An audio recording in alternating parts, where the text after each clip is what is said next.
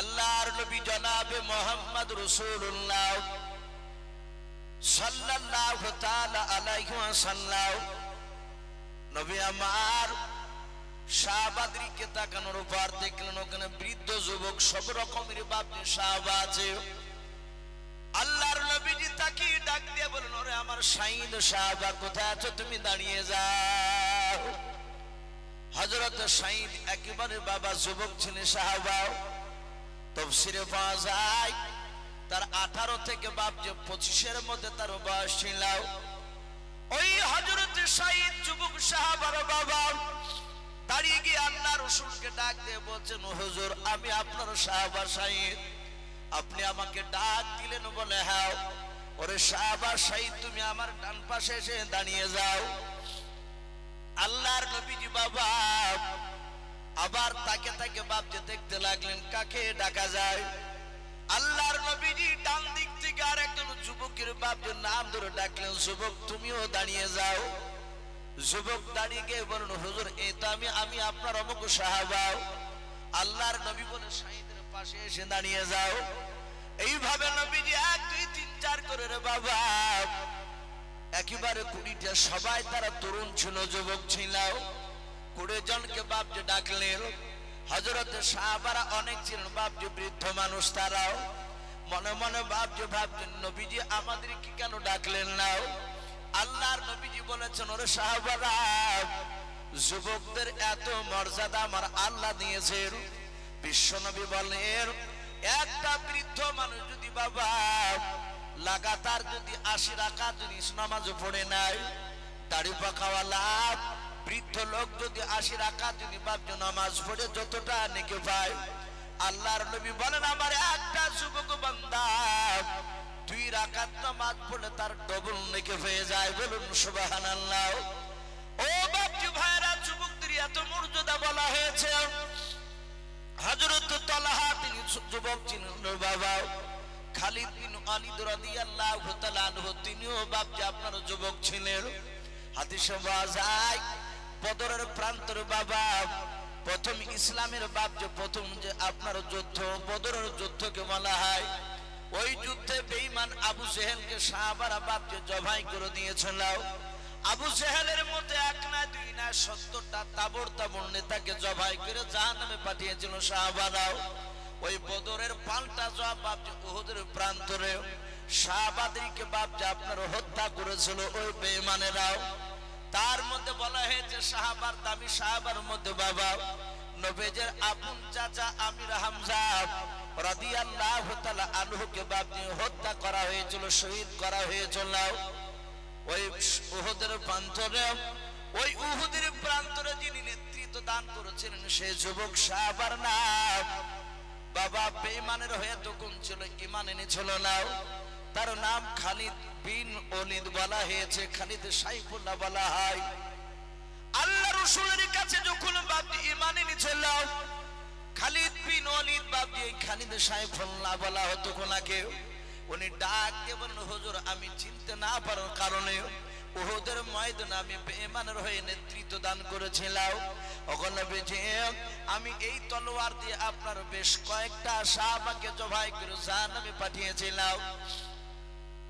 ওগো নবী আমি এত গুনাহ করে ফেলেছি, এত গুনাহ করে ফেলেছি নবী গো, আমার কি গুনাহটা মাফ করবেন? আপনি কলেমা পড়ে মুসলমান বানিয়ে নেন এবং আপনি আমার জন্য দোয়া করুন আল্লাহ যেন ক্ষমা করে দেয় আমাকে। আল্লাহর নবীজি কলেমা পড়ে দিয়ে আল্লাহর কাছে দোয়া চাইলেন। আল্লাহ বলেন, খালিদ রে তুমি যুবক, তোমার এত মর্যাদা আল্লাহ দিয়ে দিয়েছেন। ওরে খালিদ শুনে না, তুমি যদি ইবাদত যদি করো সুন্নাত তরিকায় যদি তুমি চলাও। খালিদ বিন বললেন, হুজুর আপনি যেভাবে চলতে বলবেন সেইভাবে চলবো। কিন্তু তলোয়ার খানা নিয়ে খালিদ কান্না করতে করতে নবীর দরবারে বলেছিল, হুজুর এই তলোয়ার দিয়ে আমি আপনার ঈমানদার সাহাবাকে জবাই করে পাঠিয়েছিলাম। যে সময় আমি ইসলাম গ্রহণ করেছিলাম না, আমি কাফেরের দলে ছিলাম, কাফেরের নেতা ছিলাম। ও আল্লাহর নবী যে আপনার উপরে ঈমান আনার পর আমি কথা দিলাম, আমি ওয়াদা করলাম আপনি আমার জন্য দোয়া করে দেন এই তলোয়ার দিয়ে মৃত্যুর আগে আমার কোন বেঈমান লোককে আমি না মেরে আমি জান্নাতে যেতে চাই না। আমার নবীজি নবীজি দোয়া করেছিলেন, আল্লাহ কবুল করেছিল। এই খালিদ বিন ওলীদের ঘটনা তো বাপ যে পাওয়া যায় আল্লাহ রসুলের বাপ যে আপনার জামানায় নবীজি ইন্তেকাল করার পর বাবা মুসাইলামাতুল কাযযাব বলে একটা বেঈমান লোক বাপ যে নবুয়তের দাবি করেছিল। এই সেই খালিদ বাপ যে ওই তাকে অন্ধকারে গিয়ে জবাই করেছিল, সেই বেঈমান বাপ যে নবীটাকে আল্লাহর নবীজির তার দোয়া কবুল হয়ে গিয়েছিল। ও বাপজি ভাইরা, যুবকদের বাপজি এত মর্যাদা, যুবককালে ইবাদত করলে বাবা আল্লাহ বড় খুশি হয়ে যায়। আল্লাহর নবীজি এক নাই দুই নাই 20 জন সাহাবাকে বাপজি বাছাই করলেন, সবাই মিলে রাসূলুল্লাহর বাপজি ডান পাশে আপনার বসাও। আল্লাহর নবী জনাবে মুহাম্মদ রাসূলুল্লাহ সাল্লাল্লাহু তাআলা আলাইহি ওয়াসাল্লাম সাহাবাদের দিকে তাকাচ্ছেন, চোখ দিয়ে ঝরঝর করে পানি ঝরছে। আল্লাহ রাসূলের সাহাবা শহীদ ডাক দিয়ে বলে নবী গো, আর সব যুবক সাহাবারা ডাক দিয়ে বলে হুজুর আপনি কেন কান্না করেছেন বলেন। আল্লাহর নবী বলেন সাহাবারা তোমরা 20 জন যুবক বলে হ্যাঁ, আমি তোমাদেরকে যুবক যুবক দেখে আমি বাছাই করেছি তোমাদেরকে। ওরে আমার সাহাবারা, আমি এমন একটা দেশে কলমার দাওয়াত নিয়ে যেতে বলবো রে সাহাবা, ওই দেশের বাদশা বেঈমান, ওই দেশের প্রতিটা নাগরিক প্রজারাও বেঈমান, তারা আল্লাহ রাসূল কাউকে চেনে না। এই সাহাবা তোমাদের কি ভয় হয় না?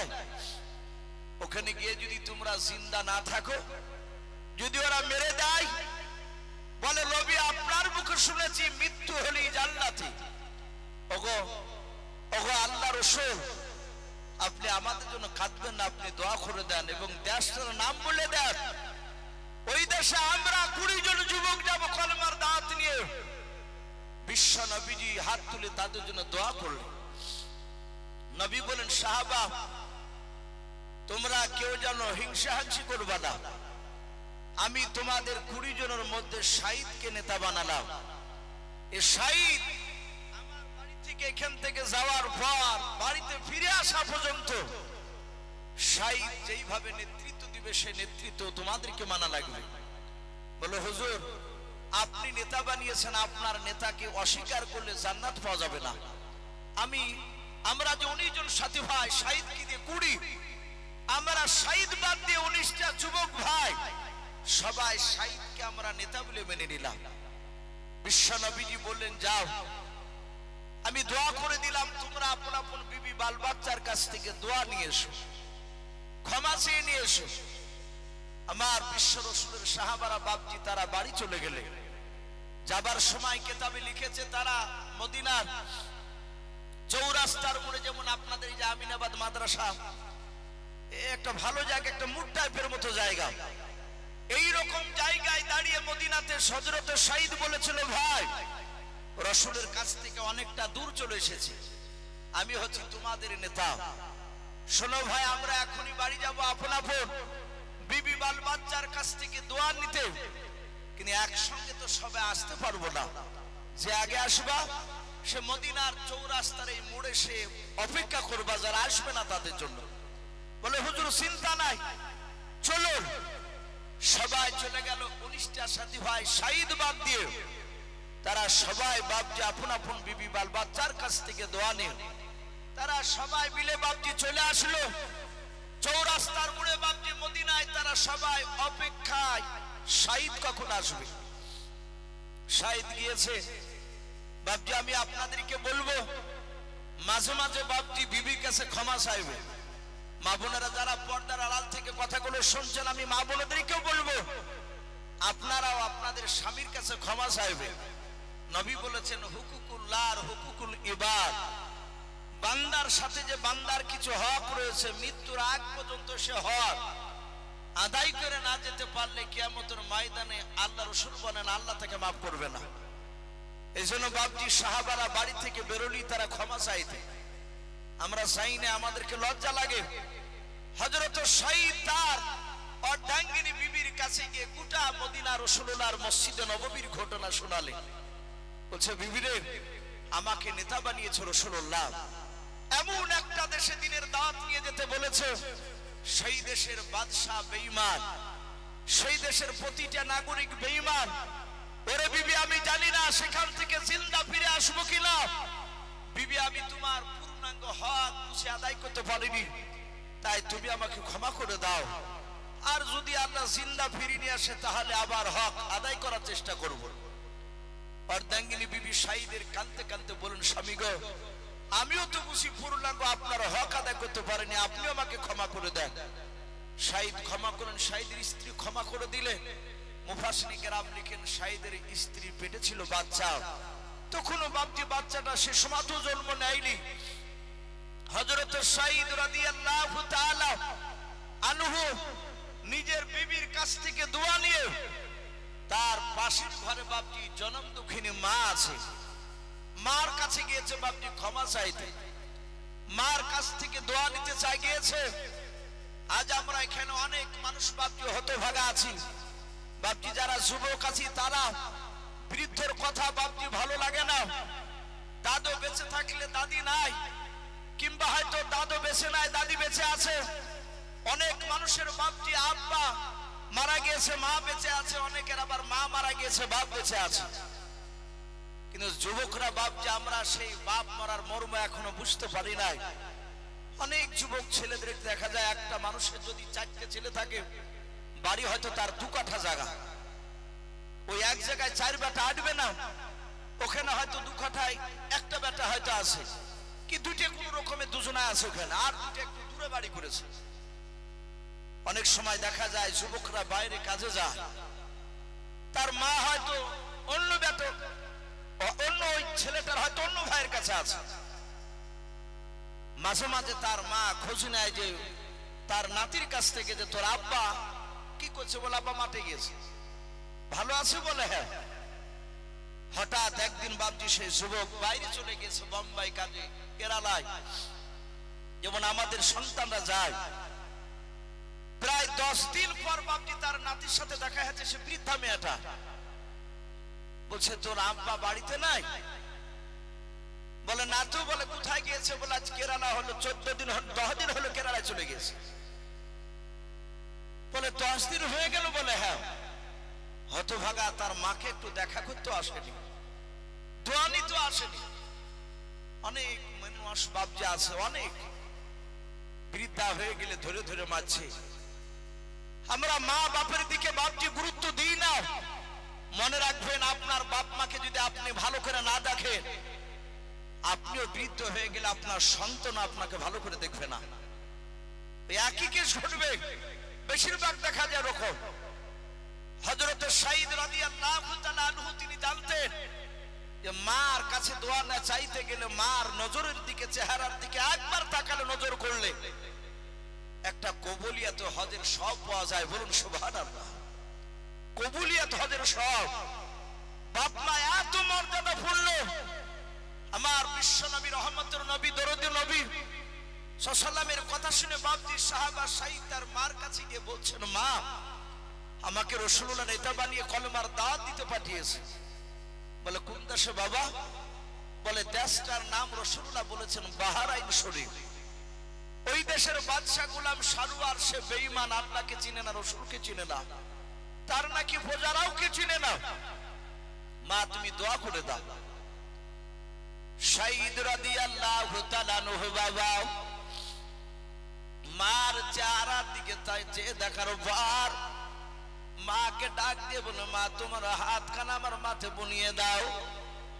সাঈদ রাদিয়াল্লাহু তাআলা আনহুর বাবা নিজের আপনার মার হাতখানা ধরে নিজের মাথায় দিয়ে বলে দিয়েছে, ও বাপজি ভাইরাও, সত্যি বাপ মা বাপজি পৃথিবীর মধ্যে বাপজি রহমত তাদের বেঁচে আছে, তারা বড় ভাগ্যবান। আল্লাহ রসুলের বাপজি সাঈদ তার মার হাতখানা ধরে মাথায় তুলে বলে, মা তুমি আমার জন্য একটু দোয়া করে দাও, যেন রাসূলুল্লাহর কলমার দাওয়াতটা যেন সঠিকভাবে যেন বাদশার কাছে যেন পৌঁছে দিয়ে আসতে পারে। সাঈদের মা বাপজি দোয়া করে দিলেন। দোয়া করে দেওয়ার পর সাঈদ বলে, মা তুমি আমার জন্য দোয়া করে দাও, আমি চলে যাচ্ছি।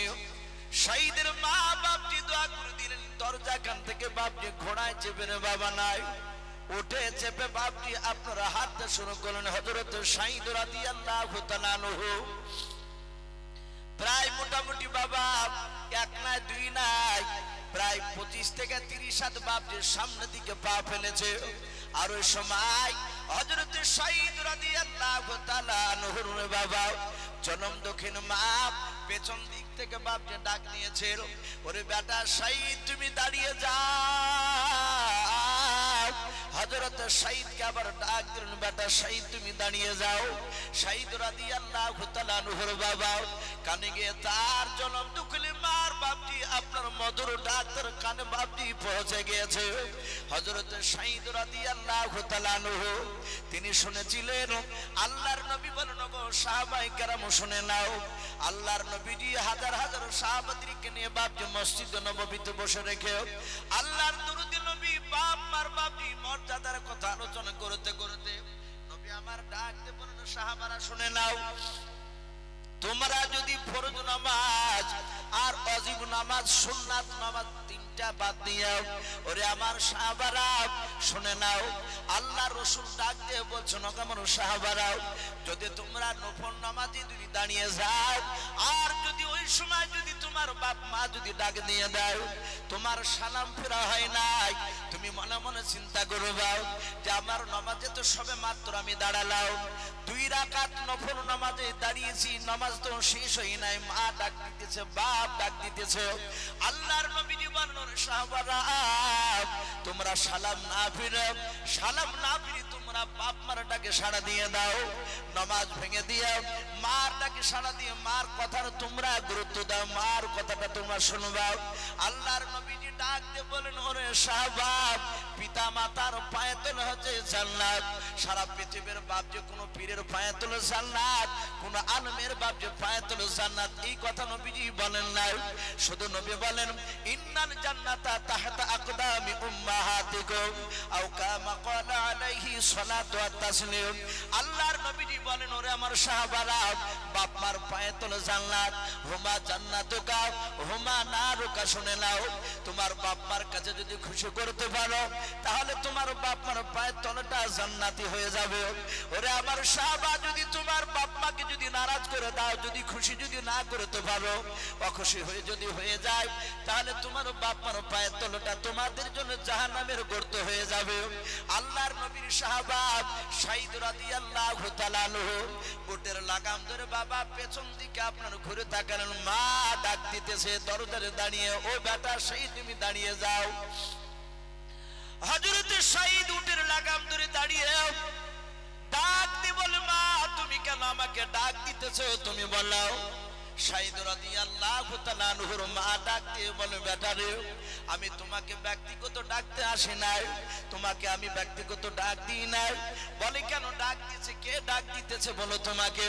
সাঈদ রাদিয়াল্লাহু তাআলা আনহু ডাক দিয়ে বলছেন তার মাকে, বলে মা কে তোমাকে ডাক দিতে বলেছে বলো। আওয়াজ দিয়ে বলে, ওরে বেটা তোমার বিবি আমাকে ডাক দিয়ে বলেছে, মা আপনার সন্তান কি কি দেখতে পাওয়া যায়? বলে হ্যাঁ দেখতে পাওয়া যাচ্ছে, ওই তো সন্তান যে যাচ্ছে।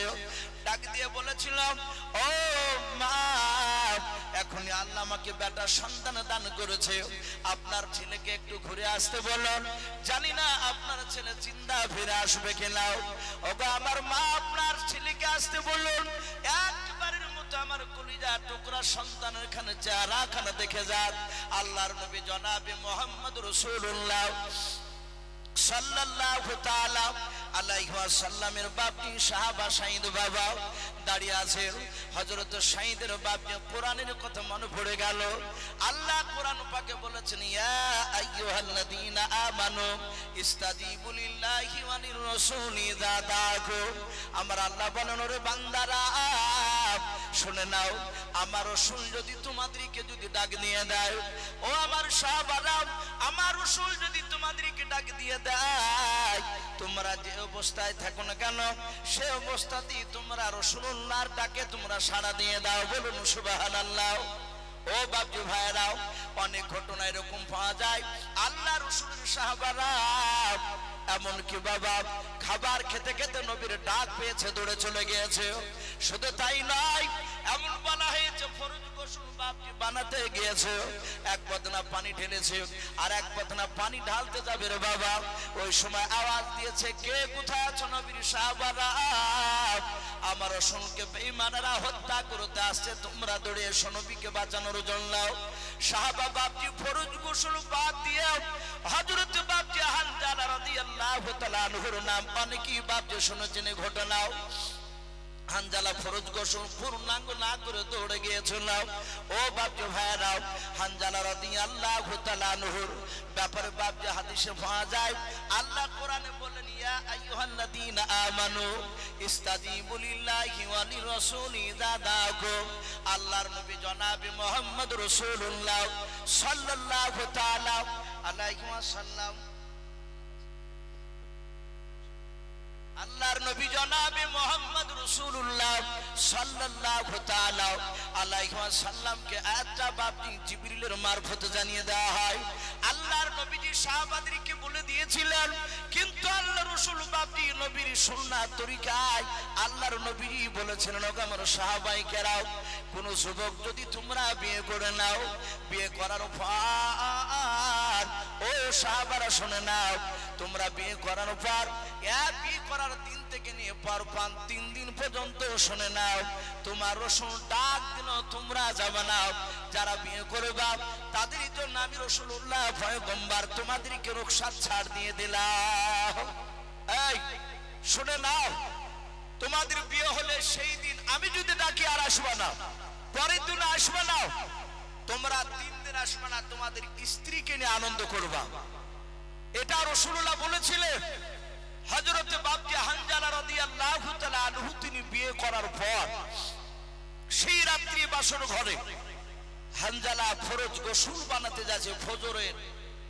ফজরের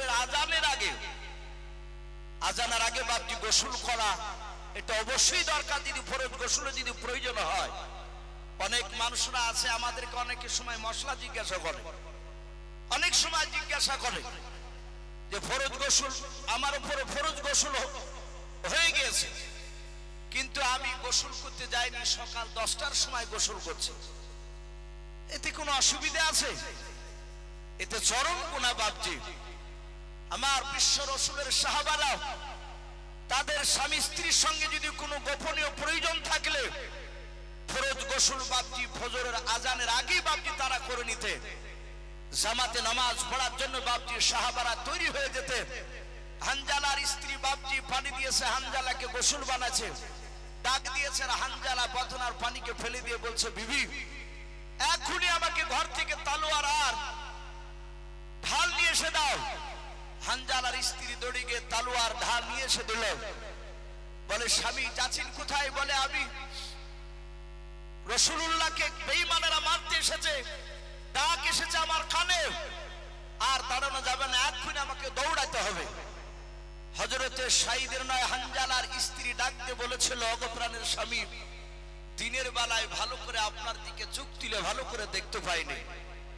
এখন তো বাপজি এখনকার ছেলে মেয়েদের বিয়ে হলে বাপজি আর তো দেখা দেখির কোনো লজ্জার কোনো ব্যাপারই নাই। ও বিয়ের গাড়িতে বাপজি যেতে যেতে বাপজি উঠাতে আর কে চলছে অনেক।